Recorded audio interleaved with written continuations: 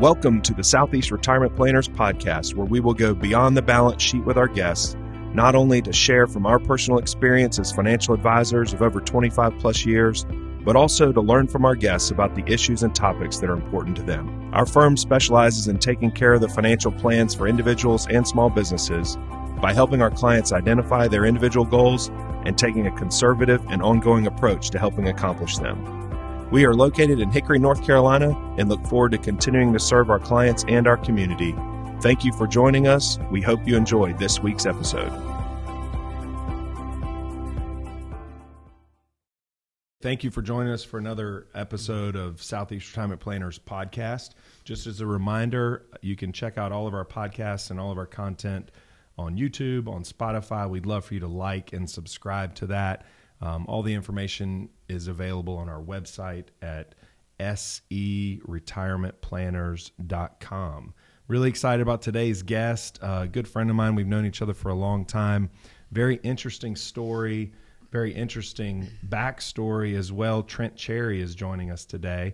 And Trent had a long career in NASCAR and recently retired and has since started a hospitality business down in China Grove in the treehouse world. So we have a lot to talk about, but thanks for joining us. Thanks for having me. Yeah. So how long, you and I have known each other since high school, I guess, right? Well, I guess we played against each other 94, 95, 96, and then you went to LR 97, and I came in 98. I was 96. No, I was 97. 97. That's yeah. right. So I didn't really know you in high school, but I knew who you were. Right. Because we played Providence Day and Ravenscroft, and then got to LR and got taunted a little bit by a guy I didn't know down the hall and found out it was you. And we ended up playing 3 or 4 years together at LR. Yeah. So interesting story, and you and I have stayed connected through the years, and you've had a very successful career, really athletically into college, and then you continued your athletic career after college and got into NASCAR. And then after 20 plus years, you retired a few years ago, bought a farm and started something completely different. But that's what I want to talk to you about most, is just kind of the process of creating that business and how that went. But first, I guess, how did you get into NASCAR? Tell me about that origin story and sort of what your job and your role was. So to graduate Providence Day, you had to have a 2-week internship. And Greg Wallace, son of Rusty Wallace, was sitting in front of me in math. And all my buddies were running off to do, work at the police station, the fire department, the radio station. And I was like, heck with that. I want to do something fun. So asked Greg if I could work at his dad's race shop. I didn't even know Roger Penske was like the owner. I thought it was Rusty Wallace. So he's like, yeah, I'll get in, hook it up. So went up there. First day there, I was trying to learn the business of like NASCAR, because back then, like 96, 97 is when it really started to explode, the business of NASCAR. So got in that deal. First day I was there, they sent me to the back, started helping guys just sweep the floors. A guy let me paint a car my second day there, which is pretty cool. Okay. Yeah, I mean, it's a really small operation. The guys were really awesome. But then, like, the third day, they had a pit practice, and all the guys came out back, and it blew me away. And I was like, this is what I want to do. That was right at the same time I was getting ready to enter my freshman year at LR. So all the while I'm playing football in the background, I'm like, man, I got to get on a pit crew at some point. The money's getting big. The guys are cool. And in 2000, I got a call from Matt Borland and said, hey, we just got this new kid we hired named Ryan Newman, and we want you to come, try out for the pit crew. So ended up. Now, at that point, did they have tryouts for pit crews, really? No. It was more like, hey, who's in the shop that can do it? Right. Your heaviest guy was your gas guy. Your mechanics, guys that are exactly. I mean, they were pulling people out of the carpet world. We call it carpet land. I mean, they had people. If you were part of the race team and you had any ability to do anything, you were pitting a race car. Now, the guys were really good at what they did. Right. Like, they were not. Don't get me wrong. Like, the guys I grew up watching pit, they were awesome. But it wasn't what it is now. So I kind of got in, started out as a tire changer, and then decided the quickest way over the wall would be to be a tire carrier. So I taught myself there was nobody teaching you how to do anything, and you taught yourself. Taught myself how to carry tires, and then I became the coach in 2001 maybe. Started coaching like the whole Pete Rose deal. So I started coaching myself, the other guys, and then we started a development team in 2003, which a lot of people didn't have at all. Actually, we were the first, if not right in there with Hendrick when they started. And we started reaching out to contacts, guys like you and different people that I'd played against that I knew, and brought them in and started training them. And then it's just blown up. I mean, we were making $150 a race when I started. And I thought as a guy and and now there's guys making, 200,000 plus a year to pit race cars. So the game has changed. But I spent 14 years carrying tires, and then another 7 coaching. I think I had almost 2.5 decades in the sport until last year about this time. Almost all for Penske? Yeah, I didn't go anywhere. Okay. I told my wife when I leave Penske, I won't be in racing. Not that I was against doing it, but like when you've put, 23 years into one place, you're kind of that guy, and I think other teams almost see you that way too. So I kind of buried my feet with that team, and that's what I wanted to do. And then there's other guys that have been to 8 race teams in 12 years, and they're just, they just go to chase the dollar and go to the next place. I never did that, man. I just sat in one place, tried to build something that was really cool, and left it better than I found it. It's wild to me how you were a college athlete, a quarterback on the football team. Didn't you also get a tennis scholarship? Yeah, it's an odd combination. It's not normal. No, it's definitely not. I wanted to. I love tennis. It's funny. My son, he's a 220-pound 8th grader. Big Nick. He plays center on the football team. He's a really good football player. His favorite sport's tennis. Freaking loves it.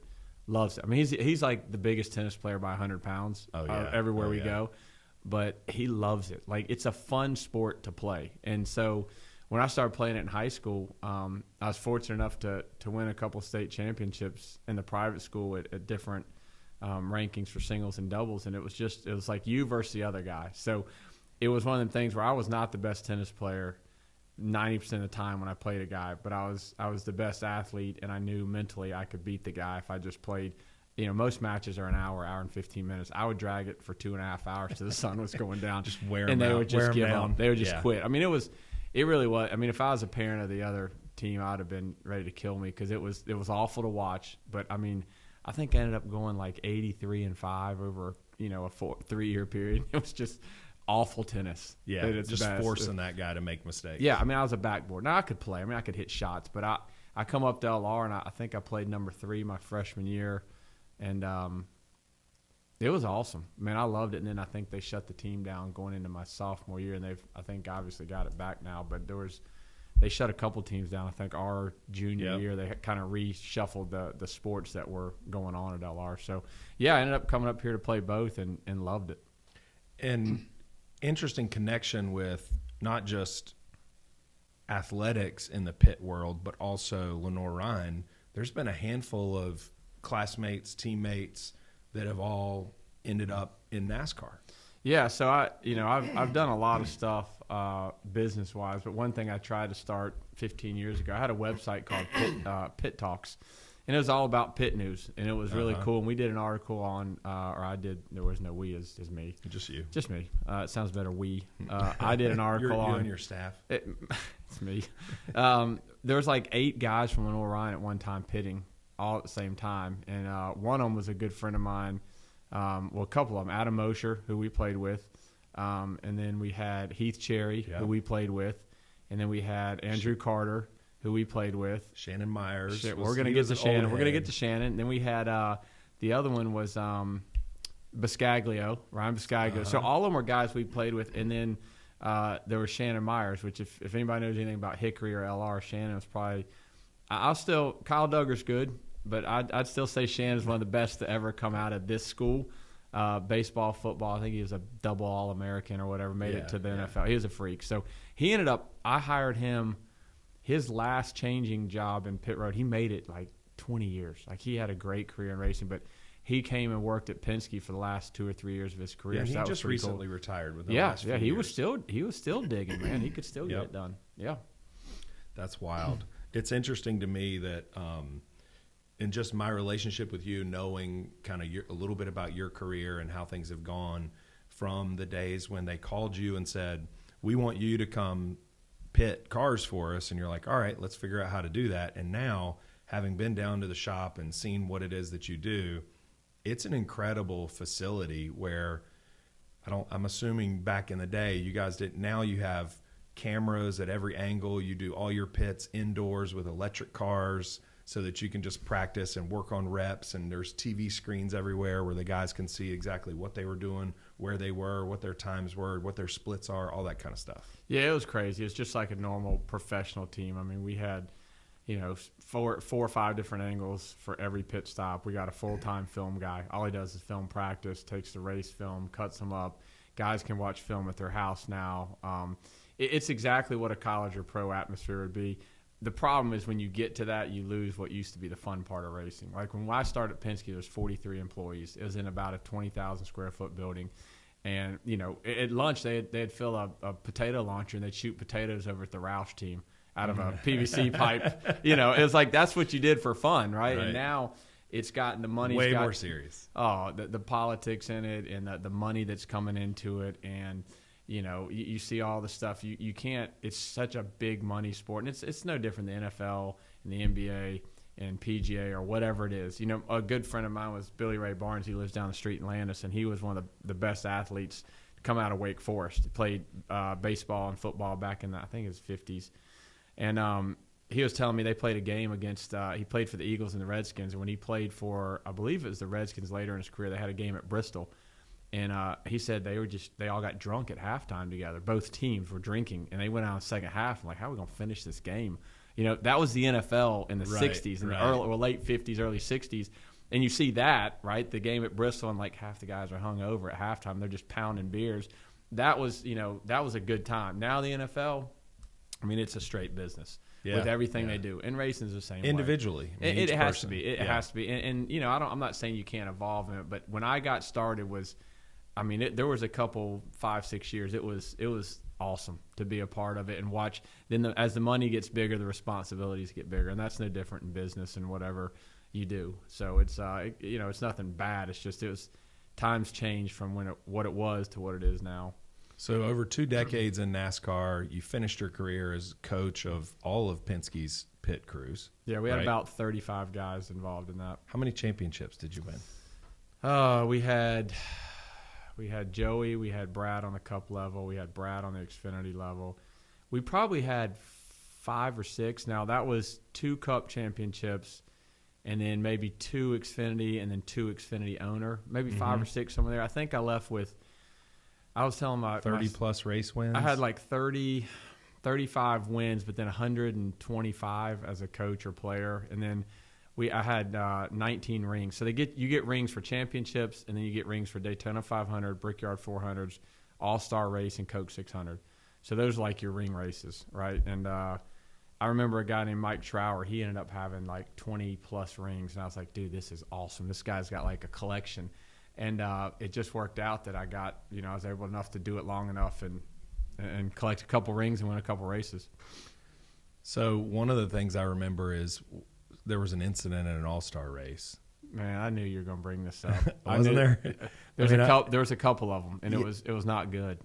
Yeah, what happened there? I mean, so let me explain. We'll move on from NASCAR in a minute. What was the incident? This is a good one. So every year at the All-Star race, everybody talked about doing something crazy. So our team, we actually had at the time, like I said, the sport's changed, but our crew chief Matt Boylan was a really cool dude, and he's like, one year we threw out footballs and had super soakers and different stuff. And I used to have this mullet wig I'd wear. It's like a Joe Dirt wig. And for 2 years, we had all, like our team would you come out on the stage and they pack this mosh pit area with like 1,000 people. And everybody used to talk about like just jumping into it. So here's the part no one realizes, because I'm going to get to the part you're wanting to hear. The first 2 years, we all went in the crowd. Everyone called us. It was awesome. We had from the stage, did full a stage full dive, launch, like no one had ever done it, or whatever, and it was awesome. It worked. Okay. Is there any evidence of that? Yes, I've got a picture that I wish if I'd have known you were bringing this up, I've got it. I could have had it on the screen. It did successfully happen for 2 years. Okay. That's not what anybody remembers. Nope. The incident you're referring to would be the year that we convinced our crew chief to let us dress up in pimp suits. So we ordered these suits, like bright yellow, bright green, bright red, leopard skin, hats, jackets, velour suits. Like we're getting ready to race an Austin race, but this was like the big deal, right? Well, it had rained about an hour before the introduction. So they didn't tell us, but they cut the mosh pit attendance in like half. So it was a really scarce group in there because the track was wet, right? They didn't want everybody in there. I was not aware of this. So we decided we're going in, right? We're like, hey, it's year 3. We got to do it. Like this, we're bigger gonna, than we've ever done it. It's going to get shut down at some point, yeah. Right? So this is it. So I think I was in the, I think I had the green suit.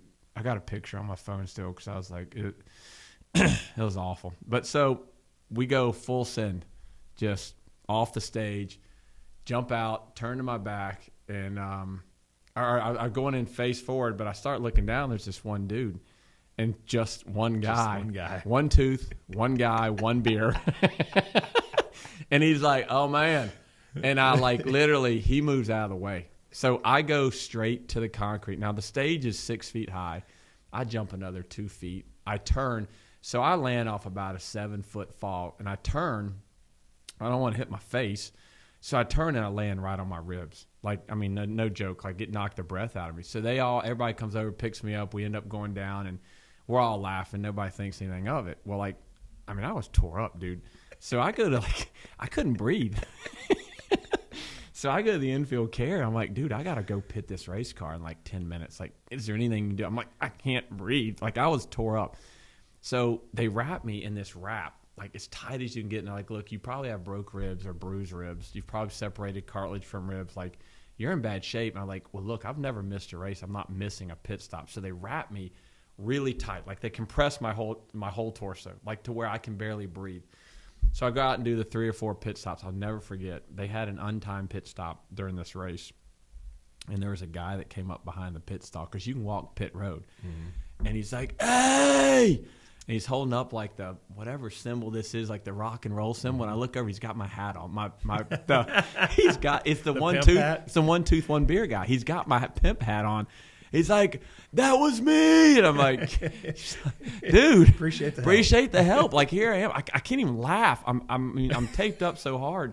So afterwards, I get X-rays, and I had 5 like separated ribs. Like when I hit it, just separated it. I didn't break anything, but I was black and blue for a week.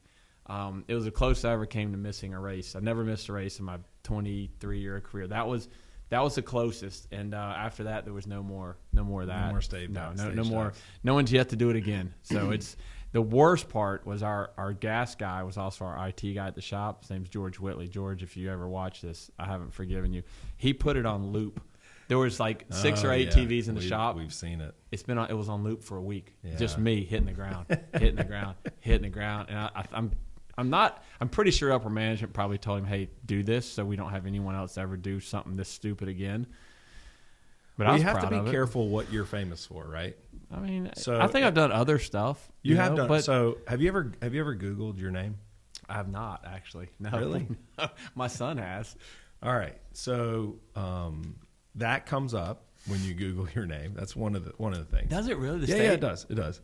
But there's a couple other things, and so we're gonna kind of move on from NASCAR. No, so Hall of Famer at your high school, Providence Day High School, Hall of Fame class of '97. Yeah. Right. Yep. You were the pit coach at Penske Racing. There's a reference to a book that you wrote that's available on eBay, best I could tell. No, it's on Amazon. Really? Dude. Give me a little credit. Okay. Now, it needs to be... never been proofread. No, it has. There's a story for that, too. It needs to be on audio. It's a great book. Okay. No one has ever... It's called Money Stop. It's called Money Stop. It's about pit stops and the history.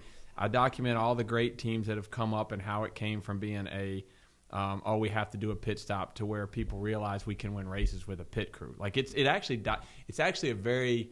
well-structured book. Now, I sent it off to my buddy, Jim Utter, at the Charlotte Observer, and I said, hey, listen, I'll pay you $100, just kind of proof this. Jim's like, no problem. Jim's an editor, super smart guy, really good friend of mine. He sent it back a week later. 1 chapter was red with it had more red than I had written in black on the book, and he's like, I can't do this anymore. There's too much. You're not paying me by the word. it's too many mistakes. So the joke is published like, author. yeah, I mean it's there. Penske racing coach. There's a reference to the Walter Dandy Neurological Society. Yeah, as a guest speaker in Dubai. Okay. Yeah, how about that? That I guess my point is there's a tremendous amount of credibility in your career up to this point. It includes references to Big Nick's Morning Wood. Yeah, that's my son's wood business. Thriving. Matter of fact, I just dropped off a load in Statesville on the way up here. I got a part-time job working for my 13-year-old. So, Nick, your 13-year-old son is a business owner himself. Yeah, so out at the farm, he's got 2 wood shacks, and he splits firewood, sells firewood to all the treehouse customers. And then we started delivering about 2 years ago, and we negotiated a fee. He pays me. We go by Bojangles, and he gets me a sweet tea. So I spend $30 in my gas and about 2 hours loading and unloading wood, and he gives me a sweet tea. And so you get to take yeah, that off he makes $100 a load, and I get $1.50 sweet tea. It's a good deal for him. It's a good deal for him. Yeah, he knows that. He knows that. So you've spent 20-plus years in NASCAR, and I can only imagine just kind of the lessons that you learned from being a coach and being in a leadership role there, but also the strain that puts on your personal life. You didn't miss a race for 19 seasons, something like, is that right? Yeah, it was like 719 races in a row or something. It was 2 decades, 20 years. Yeah, so, and races are weekends, and that's family time, and that can be a real struggle. And at some point you felt like, I've got to find a way to create a little bit more bandwidth in my life, and bought a farm. Yeah, so to hit on what you first said, my wife Ashley is awesome. She it takes a special person. I think NASCAR's probably got the highest divorce rate in any sport. It's brutal. The guys used to be gone Thursday to Sunday. The road mechanics, like, you start on Valentine's Day, you end on Thanksgiving. I mean, it's a brutal season, and we've been married. Oh, this is a trick question. 6, 4, 5, 17, 18 years. We're gonna want to edit that. We need to get some fact check this. A long enough time. We've been together over 20 years, and she met me right when I was starting. So she's only known me in the racing world, but never given me crap about it. Lets me go do it. I mean, I left my kid in the hospital one night to go to a race. I've missed every funeral, every wedding, every special event that happened. And everything works out for a reason. I got passed up for a promotion in 2015 to be the athletic director at Penske, and I was pissed. So on the way home, I saw this piece of land, and this is literally how it went. I was like, I'm buying this farm, and I go home and tell Ashley. I'm like, she's like, how's work? I was like, it sucked. I'm done. They obviously don't think I can do more than what I'm doing, and I said, and they went a different direction on a job that I wanted, and so I bought the farm 2 weeks later. Like, it was. At that time, did you have a vision for tree houses? I had no idea what I was doing. So I bought the farm, and I was like, now what? And so me and my son were walking through, and I told him at the time, Nick was 5, and I was like, we're going to build a cabin. So when I get pissed at work, we just come over here. We watch football on the weekends. And Nick's like, well, let's build a tree house. I was like, well, okay, done. Yeah. Well, he thought it was going to be like, climb up the wooden hatch. And now I'm thinking like, well, hold on. If I build this thing, like, this is right when Treehouse Masters, I think, was coming on TV. Like, it hadn't really gone full-fledged. It's kind of, I don't know when that show, maybe it was a year after it, something like that. But people had started getting interest. Like, Airbnb was getting big, VRBO. Right. So I was like, we're going to do this Treehouse deal. So really I had no plan when I bought it. I was just mad. But I had known that Penske basically had said, we don't think you can go to the upper management level. They proved that when they hired another guy. Yeah. And I took that hint. Like, okay, they're like, we want you to coach and they wanted me to do all the work, but they didn't want me to be in the meetings where I could say something stupid. And nobody likes to be told what they need to hear. They want to be told what they want to be told, right? Sure. So yep. I picked up on that real quick, bought the farm, started building treehouses 2015, made it 7 years later, still coaching in the same position. And it was at a point where, COVID had come, a lot of stuff was happening, a lot of stuff I didn't believe in. And it was I probably had a year left before I was going to make the move, and they decided to make the move for me. So it was perfect timing. I get to see my kid play football now. I built 3 more tree houses since then. The farm is doing really well. That's a whole nother story. That getting through that process. I mean, it was I got a college degree in about 3 years of how to build permitting and all that, or zoning, not permitting, right. or not zoning, and still doing it, getting shut down, staying open, fighting with legalities and municipalities and what you can and can't do. And it was an awesome experience. The guys in Rowan County worked with me, but it was not by any means easy. Everyone that comes out there now, it's like, oh, this is awesome. I got a piece of land. I should go do this. I got 10 acres down at the beach. I'm going to do that. I said, go ahead. Go, enjoy trying it. Like, I think if I'd have known what I knew now, then I probably would have never got into it. Right? Well, and I think a lot of that's the story for a lot of things, right? It is. When you take a risk and you bet on yourself. When you look at it from a planning standpoint, as a client, that conversation would be really challenging. That, by the way, I'm going to quit my job, that a career that I've built that's pretty lucrative, make a good salary. My wife's a school teacher. I'm going to buy a farm and build tree houses. Yeah, and we emptied what kind of financial planning took place there? My dad has always taught me sports was huge in our family, with me especially, but all my brothers. My brother Tripp was a good athlete. My brother Trig played. My brother Trevor ran cross country. My sister played sports. We all played, but number one was work.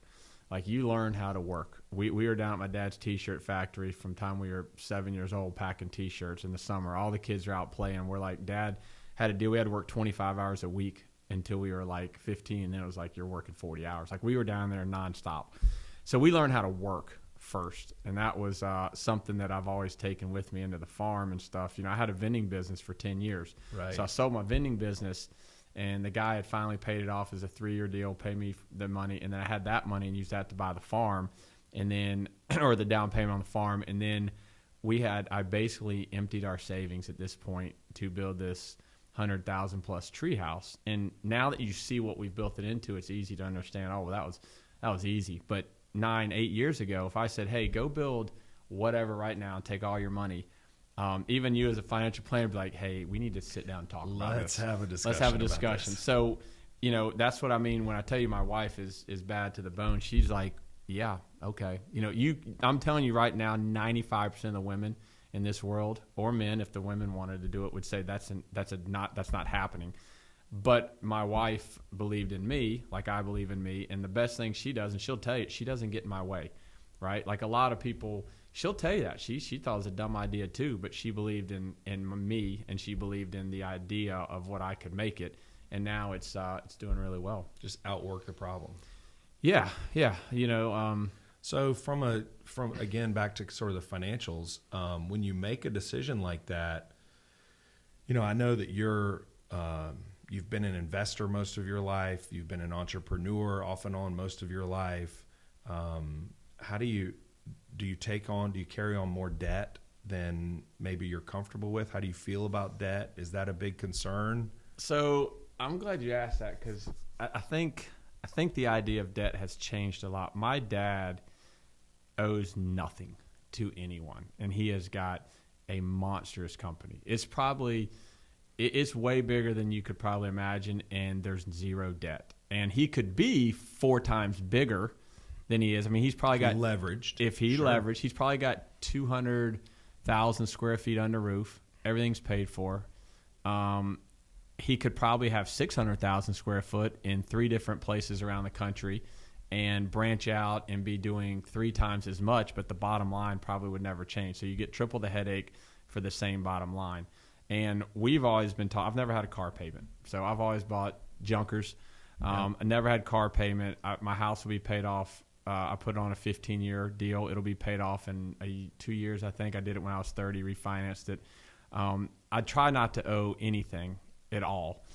We don't, that's how I was raised. And I think you can make a lot of money and get bigger by leveraging.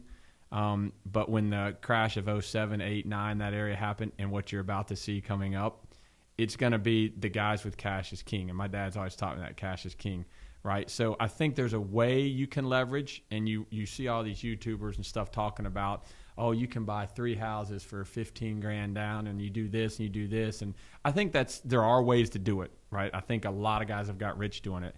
I like to sleep at night. I like to be like I don't want to be too far in. Now, I have had to, when we put the phase 2 of our treehouse in, it was the first time I ever took a major loan, because the infrastructure to put in a 1,000-foot road to a well, septic, a treehouse, and the road. Up to that point, I was building one treehouse a year and trying to stay basically pay as I go type mentality. Right, and when I got to about 7 or 8, it got to like, all right, if we're going to make this thing go, that was right about the time I got let go from Penske. It's like, we got to put a new road, a new well, a new septic, and I got to get 3 houses in the ground. And that was a challenge. Now, we paid a lot of it as we're going, but that's the first real big loan I've taken, and my goal is to get that paid off as quick as I can before I keep expanding. Like most people would probably just go and try to get the whole theory, you got to bigger is better, right? If you're not moving forward, you're moving backwards. I don't believe in that a lot at all. I think some of your most successful companies, Discount Tire is a company I've worked with through Penske. I've got to go speak at a lot of their things. It is an extremely well-run company. It's still private. They own all their stuff. They manage all their stuff really well. It's a family business, and they're like a $5 billion business, right? So a lot of people don't understand. You don't have to go bigger to be better. And my dad's company is still doing really well. My brother Tripp is the vice president. My brother Trig's the vice president. My sister Tracy works there. Like, they all help run it. And there's arguments every day like, Dad, we need a new building. We need 100,000 square foot more. And Dad's like, okay, let's get the money together. Let's wait till the time is right. We got the land, we can build, but debt is a something that I think kills people. And I think that a lot of people don't understand that there's a time to leverage and there's a time not, but I'm hedging on the side of being, less leveraged and more cash. Well, I mean, the conversation that we have with clients often is it transcends, or it goes beyond the numbers, because on paper you can make debt make sense. Absolutely. Whether you're getting a different rate of return over here than you are in this column, and so you can try to finagle your way around the numbers. But what I've told people is there's no calculation that accounts for what being debt free will do to your financial world. I mean, there just isn't. And so having some sense of that, I believe, really helps when you make these big decisions, especially with a young family, where you're like, you know what, there are things that are important and there are things that are less important. And so growing as fast as you can at the expense of time with your family and other things like that aren't necessarily the most important things. Well, have you ever talked to a guy that's completely debt free? I mean, have you ever sat down and talked to a guy? It's a different dude. It's a different person. Like they don't care. It's like, yeah, whatever. You want to go. There's a process that we have, a celebration when any clients pay their house off and become debt free. Yeah. Because a lot of times they don't know. And most people in my business don't advocate for that, because, as long as you can keep all that money, tied up over there, then that gives me more money to invest. And that works better for my relationship with you from a financial standpoint. But in reality, you're going to be a much happier person, and probably we're going to build more bridges in our relationship if I can convince you that might be a better solution, even if on paper it imagine doesn't work. This, right? Like, my house is I got 2 years left. I think my payment's $1,600. We put it on a 15-year when I was 30, so it'll be paid off when I'm 45, right? My plan is to keep that same payment coming to you as an investment payment. That's right. Right. So now instead of paying whatever 16 times 12, it's called 18,000, right? Instead of paying 18,000 to an interest, loan on a house for the next 30 years. And what everyone does is they refinance and buy the boat. They refinance and buy a camper. That's right. And then when they're 75, they still owe 20 years on their house. Right. And I'm sitting here thinking, dude, all right, simple math, you ain't gonna make it. Yeah. Right. But you never get out of that debt cycle. I look at it opposite. If I'm done at 45 with my house, and I have that house payment that I've become accustomed to paying, I'm going to start sending that to you, and you're going to invest it. And then over the next 20 years, instead of paying interest on a house so I can refinance to buy my boat and refinance to buy my pool and refinance to do all these things that looks good on Instagram, you're going to be taking that money and you're going to turn it into $1 million, $2 million over a 20-year period. And it's just the same payment that I'm making, but instead of going to the bank and letting them make the money, I'm making the money. Yep. And I don't know, you came down and spoke to our pit crew, and 3 guys to this day still talk about that meeting. about how it changed how they look at investing money and how they. A different I equation. cannot tell you how many guys pitted for me that had $80,000 cars, $80,000 boats, And $40,000 jet skis and razors, and Yeah. it's like, in on paper, it's like, man, that guy's got it made. But the reality is, when that racing ended and those checks end, it's very difficult to go back and save at that point. I started my 401k when I was like 20. I don't even know if it was legal. I asked Penske, I was like, can I just put money in it? And I just started pumping money in it. And, it's done really well. Not lately this year, but it's getting. It's a different podcast. It is.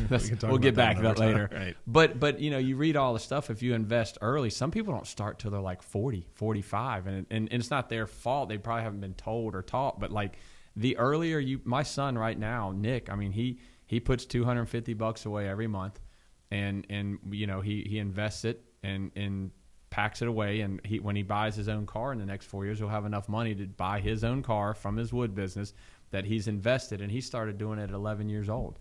So like, there's no age you can't teach a kid where and how to invest, and I think understanding debt is a huge part of what the country is built on. Debt, right? If they had 10 million of me and you, they would not be a very successful country, because they like leverage. Leverage is what helps grow. Well. But there's also, you ask a lot of other people that are really successful that sleep well at night, and I guarantee you they're debt free or close to it. And I think that's something that's They at least important. have it as a piece of their financial puzzle that they try to manage well, or at least have the goal to do it before you die. Sure. Right? Like, I mean, people that refinance when they're 60, and I'm like, well, hold on.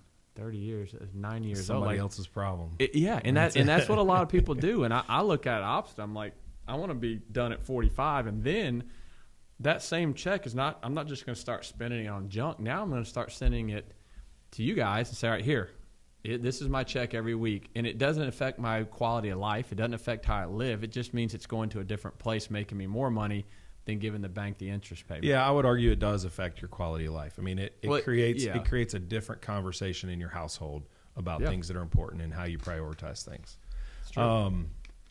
Tell me more about the tree houses. So I've been out there. It's an incredible place. These aren't just like flip open the hatch on a tree house. These are significant Airbnb. You have all that stuff available. How many houses do you have up in the trees? So we've got 10. I call it 10 units. We've got 8 tree houses and 2 Hobbit houses, like underground houses. And those were my builders come from Sacramento. So during COVID, they were having trouble getting out. So are these guys, like, what was the guy's name from Treehouse Masters? Pete Nelson. Yeah. We smoke Pete Nelson. Yeah. So your guys are better than Pete. Yeah. Pete won't put me in any of his books, any of his calendars. I don't know the guy. I'm just giving him a hard time if he ever hears this. But no, they come up with these 100 best tree houses in the country, and mine are better than 95 of them. But they just we don't advertise. We don't pay it. We don't advertise on Instagram. All of ours word of mouth. So and your tree houses though also they're not built houses around a tree. No. So that's my pet peeve. We have a lot of companies are building these stilt houses, like beach houses on tree lines now. They're calling them, come out to our tree house in Asheville. It ain't a damn tree house. It's a beach house on a tree line. We use Doug Tolson's a friend of mine. He's our builder. We integrate trees in every build we have, right? So there's slider links. When you're up there and the wind blows, you know you're in a tree house. Are the slider links the giant posts that? Yep. It's connected to the tree. Yep. It's like a hollowed out rectangle with the bolt going into the tree and sticking out through the hollowed rectangle. Yeah. And then when it allows the tree to move in the wind, but the tree house never does. And it doesn't damage the trees. The trees can grow around the tabs. There's a guy named Michael Garnier out in Oregon that devised these tree limbs years ago, and they've just gotten better and better and better. But all of our tree houses have posts that help support them for the decks and stuff, but there's always trees in them. So we've had a lot of people. Now we're just recently in the last year, we've had news companies and magazines, and people are starting to take note of what we're doing, but it's taken 8 years.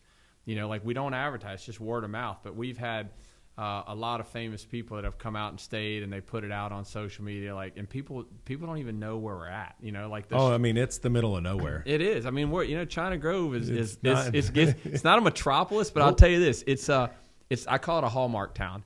You know, we've got restaurants like Brian's Grill, and we've got Sweet Treats, and we've got Tea for Two, and we've got all these little places. We just had a brewery, the Grove Cartel, first brewery. It's awesome. Okay, but people can stay, and 3 miles away is, you know, Gary's Barbecue, and all these places that you can go. It's a 2-stoplight town, but China Grove's getting big. So it's kind of like we got our farm, and my vision is like in 20 years when everybody's like, how the hell did these guys get this piece of land?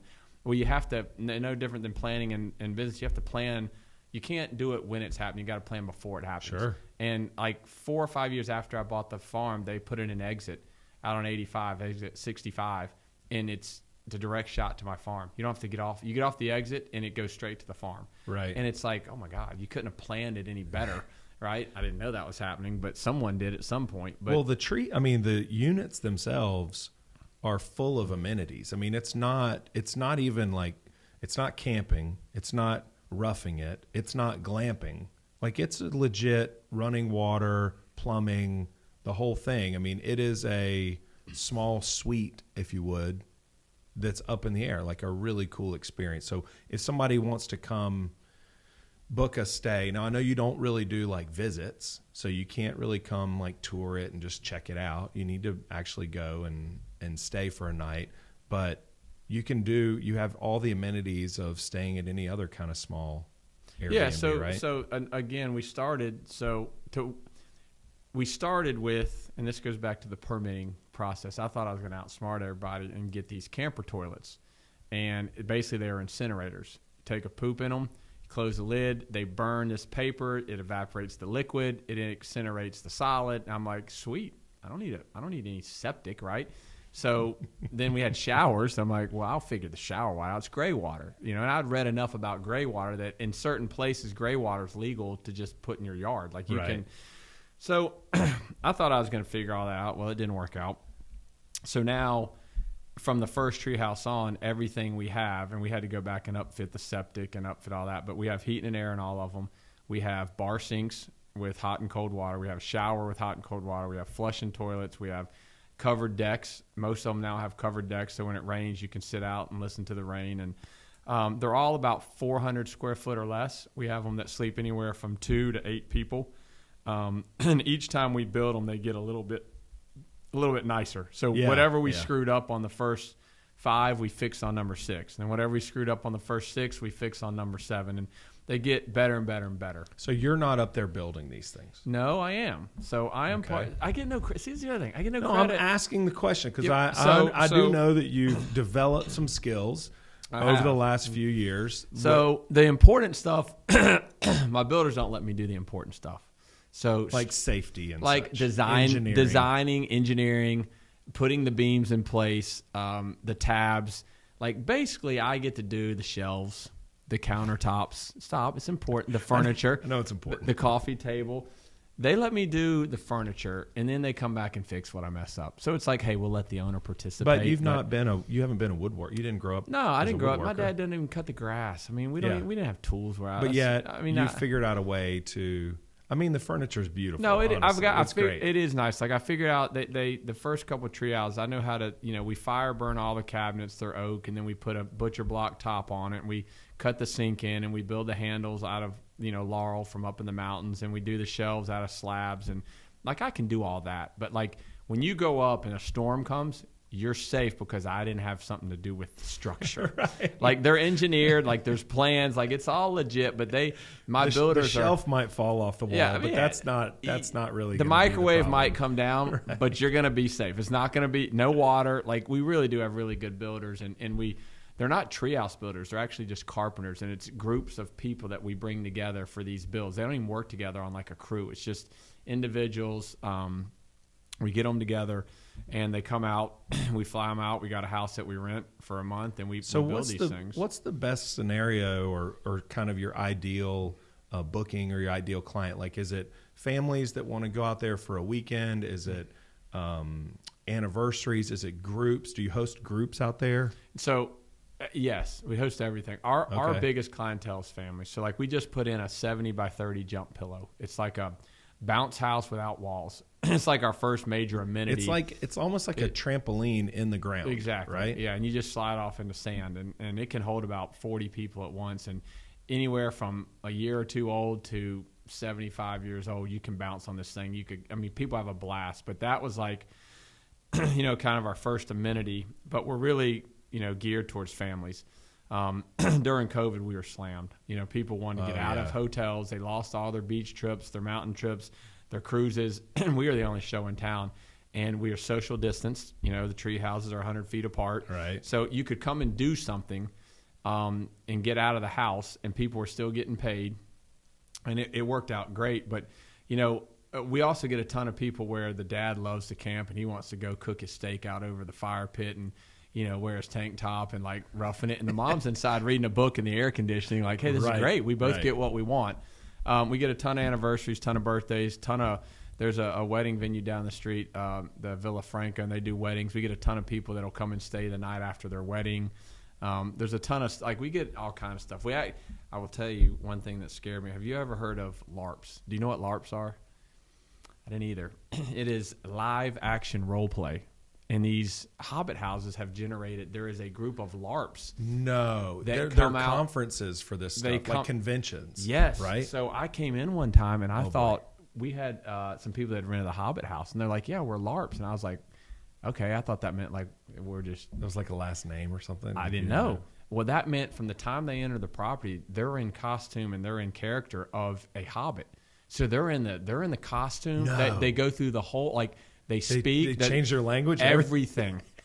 And, like, I thought it was like some adult thing when I heard like live action role play. I'm like, this. Wait a minute. I told them, I'm like, this is not what the treehouse are for. They're like, no. It's like for the Hobbit house. So we've had like 2 groups come out there, and they're the coolest people ever. But like, I'm like, hey, so what do you? And they're like, they don't break costume, right? They're in it. They're in it for good. So and they're great people. But like, we get all kinds of groups. We've had, Well, hang on. So the Hobbit houses, though, first of all of your units are really creative. They're named after usually family members, right? Yep. But they're really cool. They're very nice. They're kind of each of them have a little bit different sort of inspiration in terms of the way they look or how they feel or whatever. The Hobbit houses were totally different. This is like underground. The one do they both have all the big circular entryways and all that? So really wild. Like you can see in the picture, they all have the circle door entry, but to pass code, you have to have like an egress door. That's considered a window. Like I wanted it just to be that door, but you have to have like a real door. So we had to kind of hide the doors. But yeah, so the fun part for me is my builder Doug. He does a really good job helping design a lot of the treehouse. He's got a lot of good ideas, and a majority of them are his. But we bounce stuff back and forth, and he knows how to design them in order to walk around and build them, and what beams are going to work and what's not. Right. Well, I did all the Hobbit houses myself, and I've never watched Lord of the Rings. So I basically got online, typed in Hobbit, and was like, hey, these are underground. These are cool. I need some circle walkways. There's a whole movie about this. I probably should have watched it, but I didn't. I didn't watch anything. And everybody that comes like, oh, you must be you love Billabong, Billy Bong, whoever the head guy is. Bilbo Billabong. What? I don't know the guy. I'm like, yeah, man, I love that guy. So I went and built these 2. Here's the best part. Everybody that comes like, oh my God, we love the treehouse, but the Hobbit houses are so cool. So every time I get these texts, I try to send them to my builder like, hey, man, this is the one you didn't do. They love it because he gives me crap all the time. Well, and also, for people who can't get up and down stairs, there's a couple that you can actually get to that go down the hill, but you can get to them from level ground. Yeah, the Sweet Ashley treehouse walks in level and then drops off the back. And these are also, the Hobbit houses. You got to kind of walk down a little grade, but they're flat. But they're really cool, man. Like, we're expecting not a hurricane, but heavy storms coming in, I think, this weekend. And, everybody's asking if the Hobbit houses are available because that's probably the safest place to be. Right. Yeah. You can drive a tractor over these things. Yeah. So they're really cool. But yeah, there's nothing really like them. They're just there's a couple of them different places. But I wanted something on the farm that you could come and stay in. We've got certain people that have stayed in 6 or 7 of the tree houses, like almost all of them.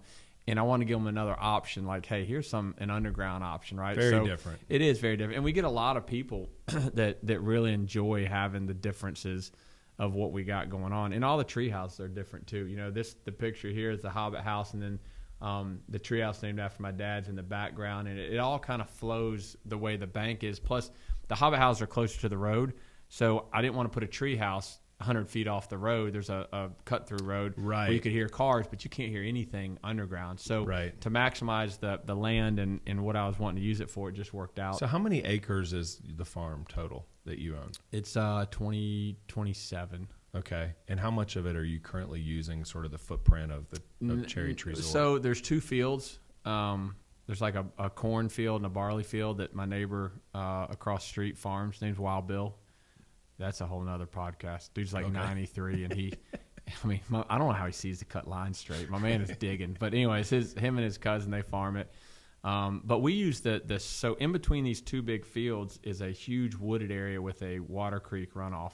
And we build around the tree line of the fields and in the middle of that middle section. So, they're probably on, they're not, we're starting to hit the tree lines, but they're not, they don't take up a big part of the farm at all. It's still a working farm. So I'm just wondering how much more you have to grow. Like, you've added the jump pillow. Right. So I've got, I'll tell you what other plans do you have, like amenity wise? So we've got zoning already in place for 4 other units, and we've got the septic already put in place for those units, and we've already teed off the water for 3 of those 4 units, 2 of those 4 units. So I've already got the infrastructure there to do that. So the problem is, if you overbuild, your occupancy rate, you got to really keep an eye on that, because if I can make as much money with 10 as I can 12, why go to 12 and spend the money, right? Sure. It goes back to investing. Like, you got to figure out, is it really worth it to do that? But I've already put the infrastructure in and paid to have the water teed off to the build sites and to have the septic already plumbed. So we already know we can just come in and build and connect, and we're set, which is really nice. We were going to do a huge playground, and those things have got ungodly expensive. So we went with the jump pillow, which is even cooler. But I'd like to put like a 6-hole putt in, like a really cool little putt for people to do. Because like, you can on Friday and Saturdays we have it can hold up to 55 people a night at the farm if you're full. So there's a lot of people. We don't have Wi-Fi, so people have to get out and do stuff. You have to walk the trails. Are you going to put Wi-Fi in? No. Okay. No. So the technology, you can hotspot if you'd like, but to Wi-Fi 27 acres, that ain't happening. Okay. Like, it's a lot of money, but I get a lot of emails from people saying thank you for not having Wi-Fi. Yeah, because it's an amenity to not have it. It is, and the parents want their kids to get out, and the kids will go for a weekend and won't even be on their phone. They'll be on the jump pillow. That we have what we call the ball field. They'll be throwing cornhole. We have an amphitheater that we've done weddings and had bands come in and do, and we use it for our winter fest. But there's enough to keep you busy for 2 or 3 days and just explore the farm without ever having to be on your phones. And a lot of parents appreciate that. Now we do have the people that are like, hey, I got to work, and I'm like, well, you can hotspot. We get good cell service. We're not out in the middle of nowhere, but we don't offer that on purpose. So I think that's great. That's cool. It is nice, because when you realize you can't do it, you actually start talking with people. Right. Families talk again, and you get out and cook out, and you wake up and you cook eggs and bacon, and then you wait for lunch, and you cook burgers, and you wait for dinner, and you cook hot dogs, and next thing you know, you sat around a fire all day, and you're like, wow, this is pretty nice. It's pretty nice. It's a good day. Man, it's great. So really proud of you for being able to put all this together. I know it's a family affair. All of your son and your daughter and your wife are all really involved in helping make the farm run. You've done some pretty amazing things. Thank you for being with me today and sharing that when a little bit. You told me, I said, man, Bob's asking me. Whew, it's pretty awesome. I know you've got up to these ranks now in the financial world, but no, it's cool. My son does the wood shacks. My daughter makes s'more kits for the refrigerators. My wife is a teacher, and like I said, she kind of lets us do our thing. We'll be out there loading wood at like 10 at night on a school night, and she's like, what are you doing? I'm like, we got a delivery after football practice. So then we go down to Charlotte and deliver wood, and it's teaching, the whole business is teaching all my kids, I think, what's an important lesson of how to just manage money, but manage time as well. You got to get your homework done. You got to go to football practice. We got a wood delivery. My daughter's got to make 100 s'more packs to go in the refrigerators, and you got to collect the money. You got to pay for your stuff. Like, it's all a big, it's not about, how much we're making. It's about understanding you can buy for $1 and sell for $2. And then what do you do with that $1 that you've made, right? Do you reinvest it? Like Nick's built a second wood shack now. He's wanting to buy a dump truck. I got to get him out of that. He wants a dump truck. We're not buying a dump truck. Yeah. But it teaches you all that stuff. So yeah. It's really cool to come on here. I think you guys are doing a good job up here. I'm a fan. I think I've followed you for the last 20 years on what you've been doing and now where you're at. So it's good to be here. Well, before you go, 2 quick questions that I'd like to ask whoever's a guest from a financial standpoint. What's the worst financial decision you ever made, or the worst piece of financial advice you've ever been given? Not given. I'll tell you, I've done it twice, and I've been a silent investor in 2 different companies, and they've both gone bad. And my dad has warned me about both of them. There's always the guy that invested in Amazon. He's a billionaire now, right? But the stories you never hear are the 10 million that never make it. We invested in a brewery down in Charlotte, me and my brother and a group of 7 other guys, and it was going well for a while. And then the next thing you know, it sold for 40 cents on the dollar that we had paid, right? Yeah. So that's the worst thing I think is your next question, what's the best advice? Yeah. Because I'm going to answer it together. All right. The best advice is always invest in yourself. And you hear a lot of people say that, and I'm a huge fan of that. I think if you're going to take 30 grand and put it into another guy's dream, it's his dream. You might as well take that 30 grand and put it in yours. So believe in yourself, invest in yourself is my number one thing to do, and my number one do not do is stay away from the get quick schemes. Get rich I quick, think. yeah. Yep.